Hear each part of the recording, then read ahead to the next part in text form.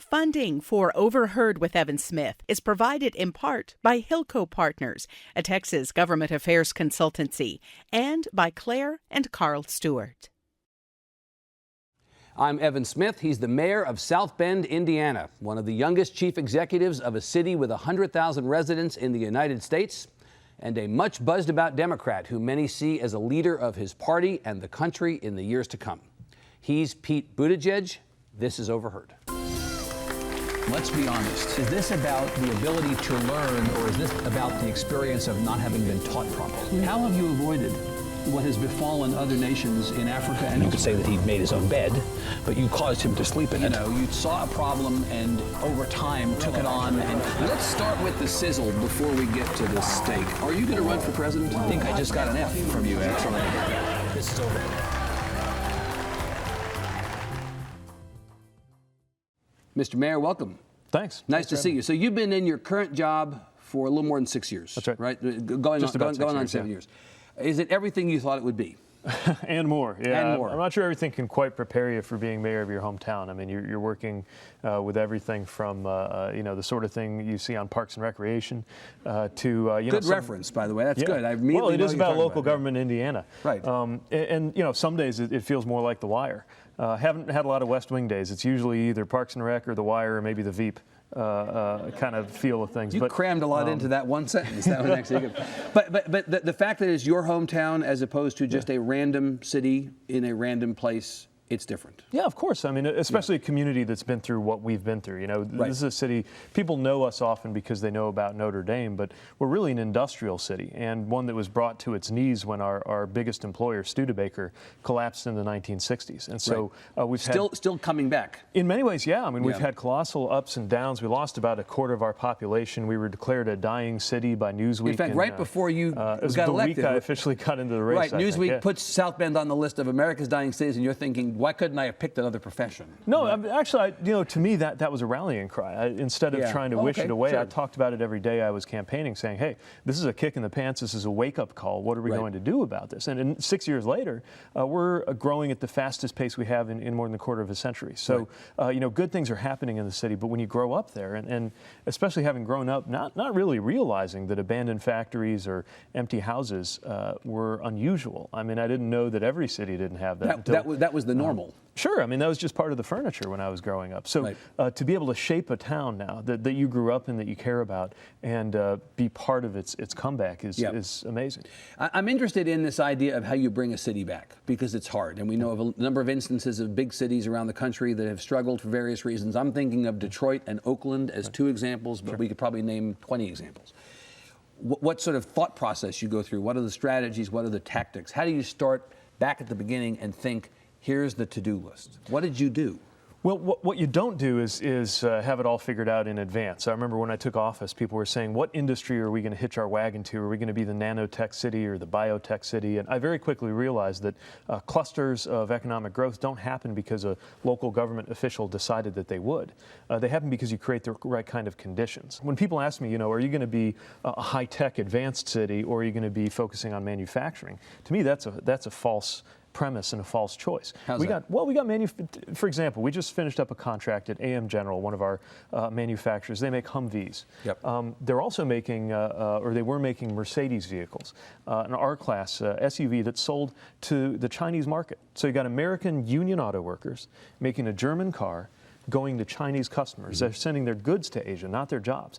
That contract wrapped up, and now we're going to retool that same facility. It's going to be making electric vehicles for a Silicon Valley-based firm that's backed by Chinese investment. The point is, there are absolutely ways that workers can play a role in a globalized, automated world. And I don't mean the role of victim. I mean really play a role that they can succeed. But you got to find those cases, tell those stories, and let people know there's nothing to be afraid of.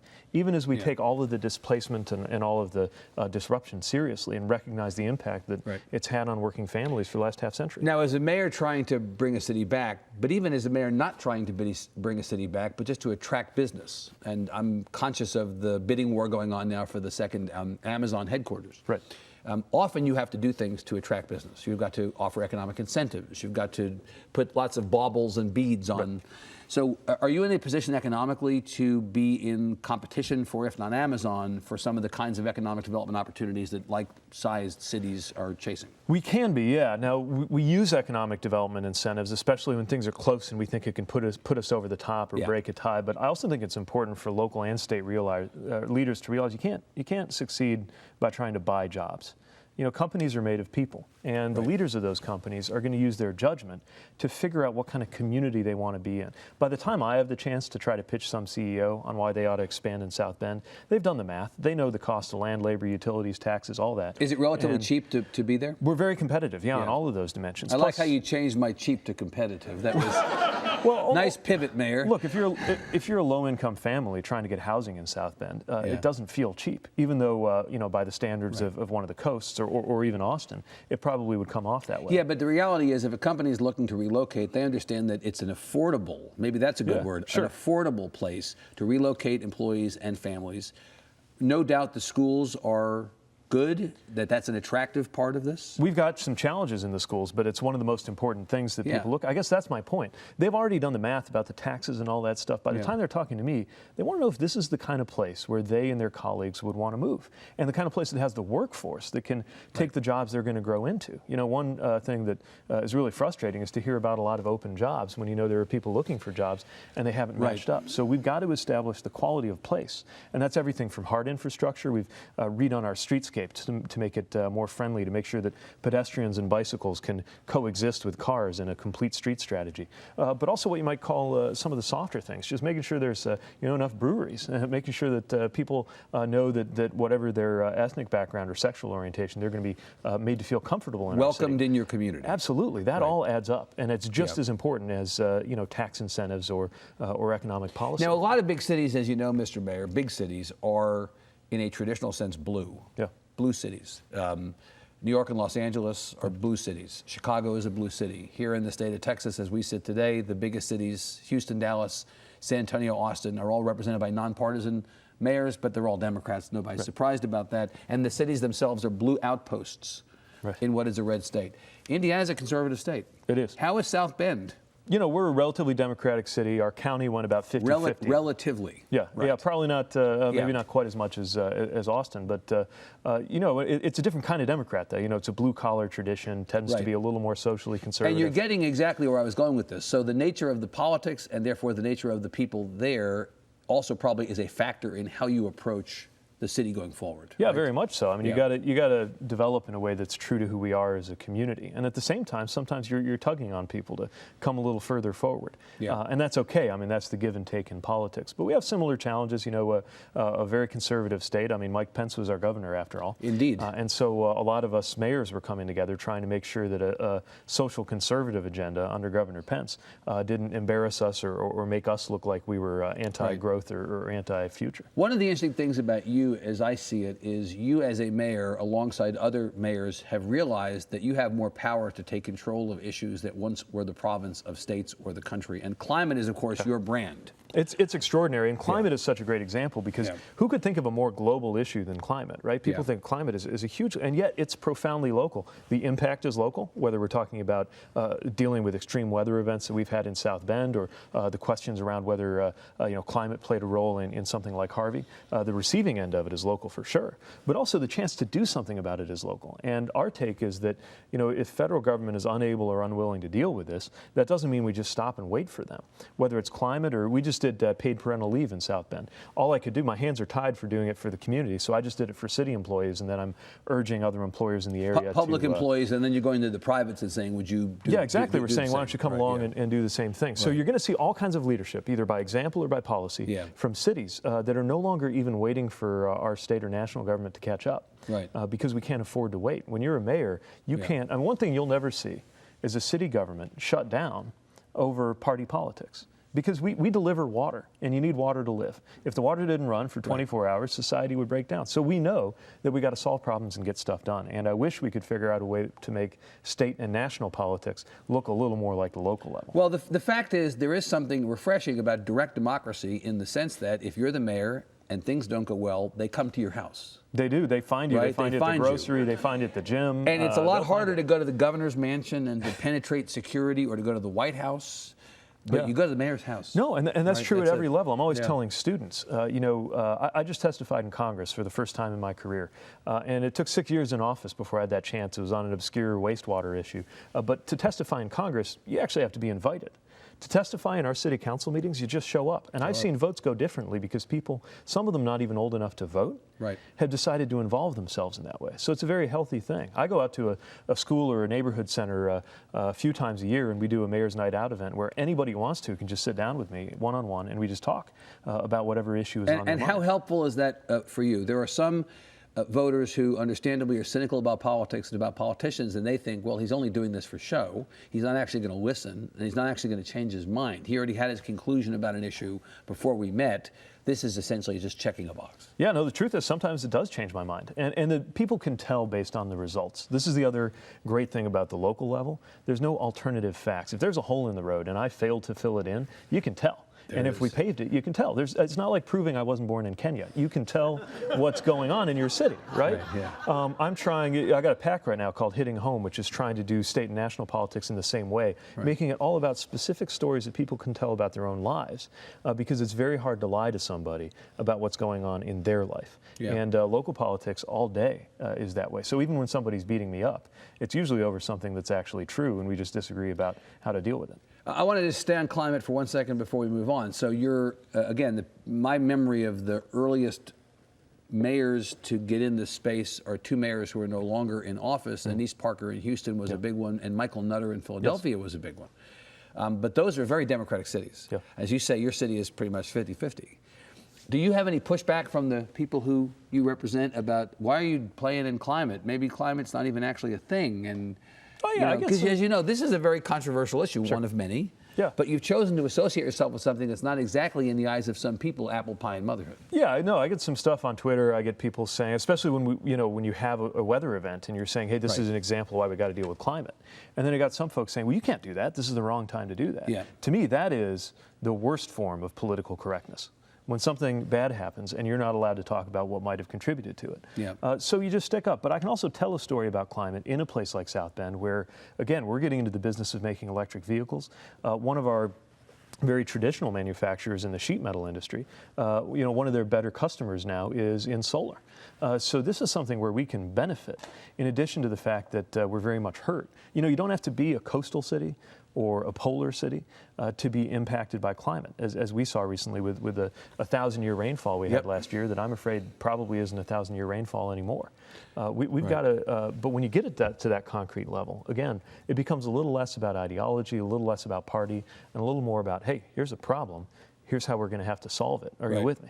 And we can have adult conversations about that, at least at the local level. Are you able to have an adult conversation with your constituents about race? That's another one. I know that you've had particular challenges on that front. You've been an active mayor as far as trying to resolve issues in your community. This has become a problem, as we know, in a lot of places. I have this question as to whether it's more of a problem today than it was 10 years ago, or we're just talking about it more, we're more aware of it.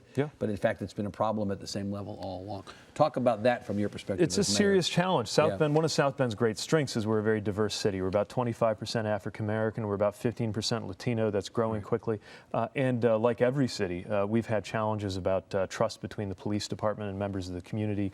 We've had challenges in terms of making sure that the makeup of our department or our administration reflects the community as a whole, which is incredibly important. And it's difficult to have conversations about that because it's so emotional. But we also know that if we don't have those conversations, it'll come back and bite us later. We've got to take these things seriously. And frankly, it's another example where we talk about it as a national issue, but all of these things really cash out at the local level, whether we're talking about police-community relations or just the way people are treated. I mean, one thing that's really alarming to me, I spent time with a youth task force that we created, high schoolers from all over the city. It's a really great group. They're signaling to me that bullying and taunting over race is on the rise in high schools in our city since the election. That is an alarming thing to hear. Okay, stop for a second. Do you want to put that entirely on the president? Because there's a sense that maybe in his choice of words, the way he has talked about issues, that he has essentially pulled the stopper out of the test tube and allowed the virus to be released. It's not like he single-handedly did this. Look, no, but at the same time, words matter and leadership matters. Absolutely. And if people are given permission to say things, subtext is text. Not only given permission, but given a way to do it. When you have a high school basketball game in Indiana, And the fans of the predominantly white school taunt the fans of the predominantly Latino school by chanting Trump, Trump, Trump at them.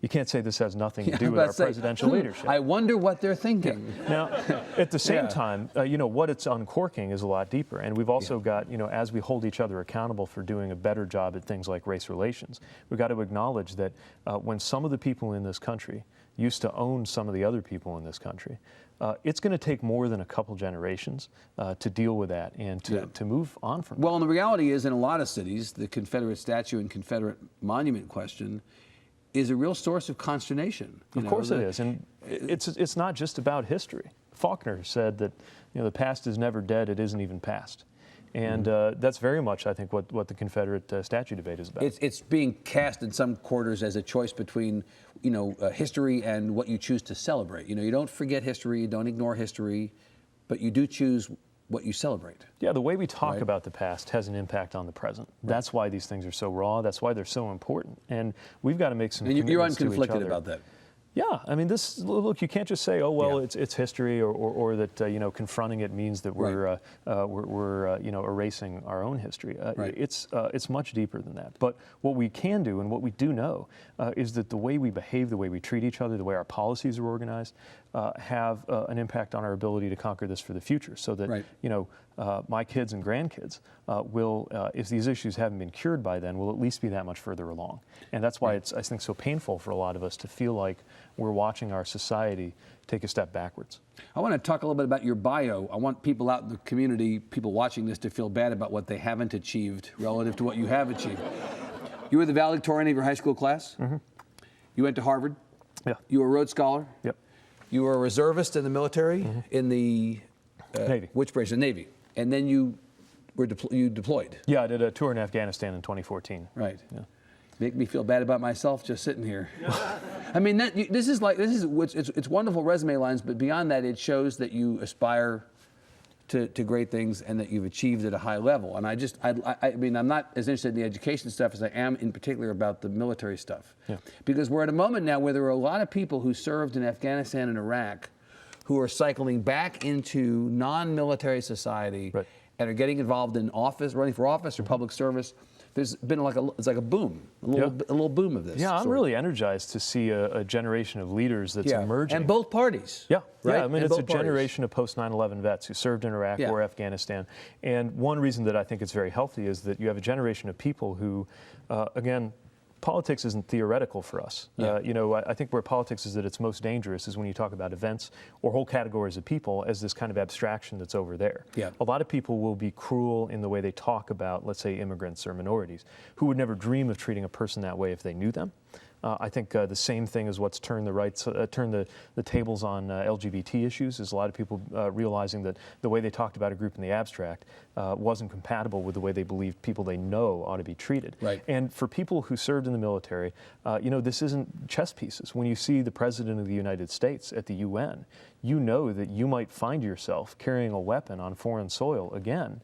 Because of that, you're very much aware that your life literally depends on the decisions made by politicians. And so I think it just adds a level of urgency, a level of seriousness. The other thing is, I actually think in a polarized era, it furnishes a way to cut across some of these divisions that shouldn't be dividing us. So just in the way that in the World War II generation, the Navy was a place where somebody like a young John F. Kennedy could find himself on more or less equal terms with the son of a farmer or a Southern African American that he might not have met otherwise. Right.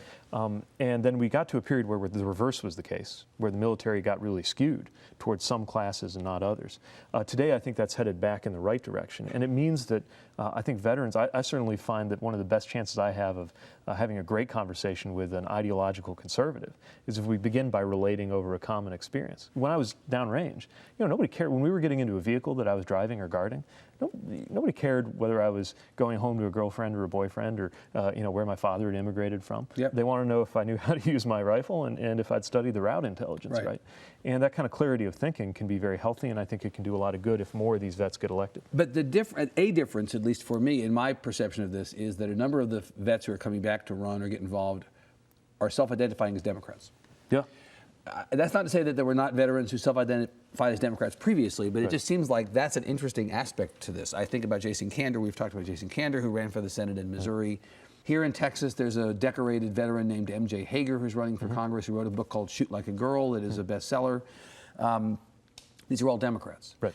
And I know the Democrats have felt over the years something to prove on this question of toughness in large measure because Republicans have made the assumption that Democrats are weak on the military, weak on national service or military service. I just think it's an interesting level up.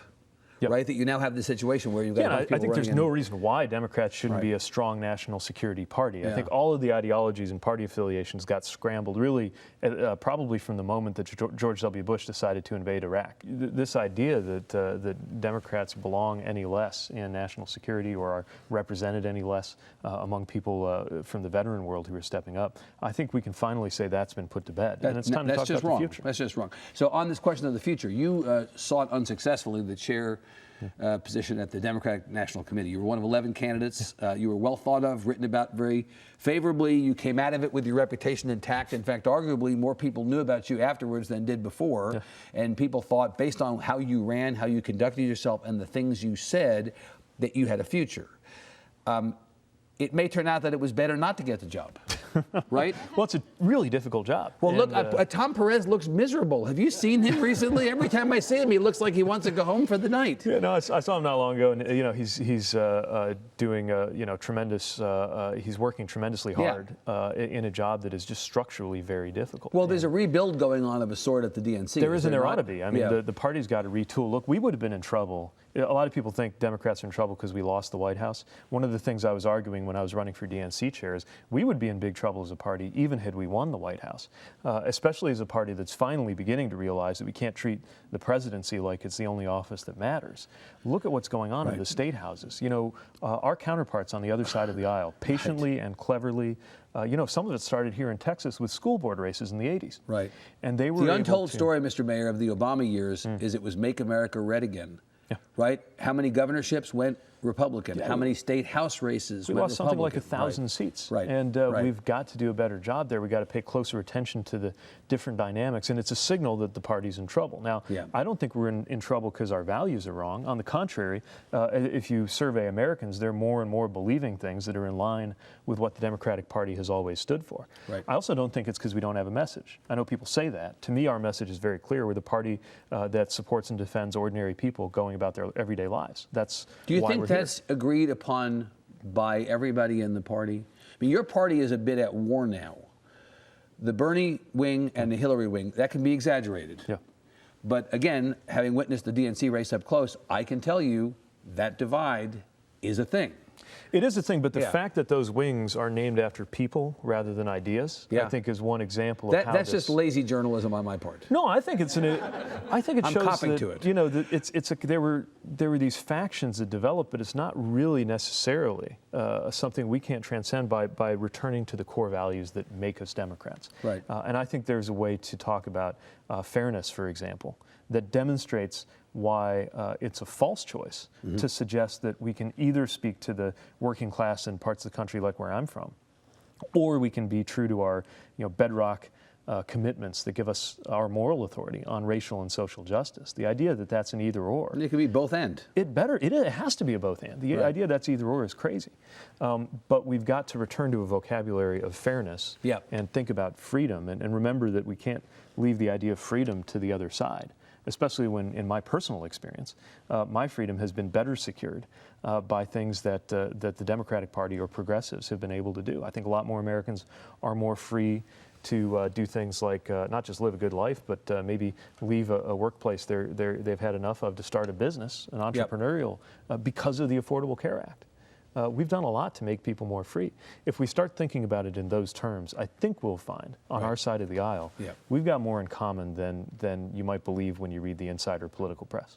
So we've got about a minute left. I want to know what you plan to do next, because there are people who are saying on your behalf, you're not saying it yourself necessarily, but there are people, well, why not Mayor B for president, or for governor, or for senator, something big. But president has come up.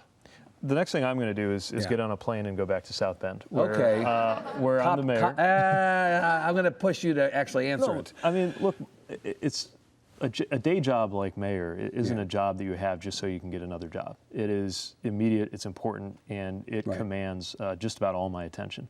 And to the extent that I have any attention left professionally, politically, I'm putting my energy into hitting home this. But you do have ambitions beyond being mayor. Look, I can't be a mayor forever. I know that, and I know that I'll have a decision to make in 2019 about whether to seek a third term. But you will serve out this term.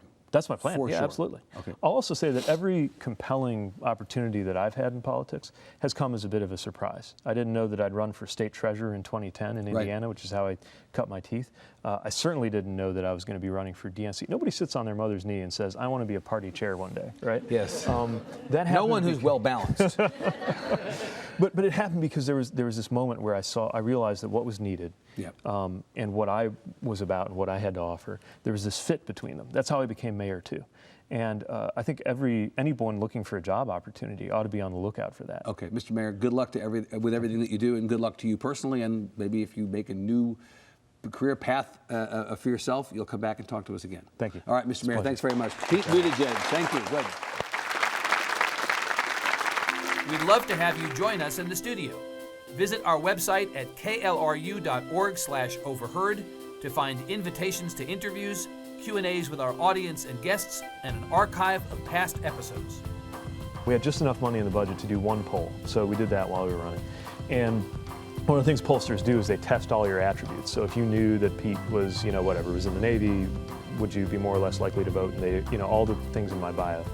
And one of the things they tested was if you knew that I was 28, 29 years old. And they showed me in the results, the older the voter was, the more likely they were to think that was a positive. Funding for Overheard with Evan Smith is provided in part by Hilco Partners, a Texas government affairs consultancy, and by Claire and Carl Stewart.